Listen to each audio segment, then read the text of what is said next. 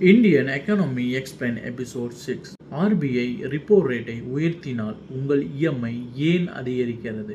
நீங்கள் 30 லட்சம் home loan வாங்கியிருக்கிறீர்கள் என்று வைத்துக் கொள்ளுங்கள். ஒரு நாள் ஆர்பிஐ ஒரு முடிவு எடுக்கிறது, ரிப்போ ரேட் உயர்த்தப்படுகிறது. அடுத்த சில மாதங்களில் உங்கள் லோன் இன்ட்ரெஸ்ட் ரேட் மாறுகிறது, இஎம்ஐ அதிகரிக்கிறது.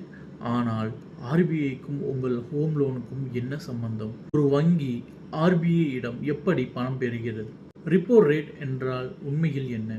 அது எப்படி உங்கள் இஎம்ஐ வரை வந்து சேர்கிறது? இன்று ஒரு சாதாரண ஹோம் லோனை வைத்து RBI, bank, loan, interest rate, EMI இந்த முழு பயணத்தையும் புரிந்து கொள்வோம்.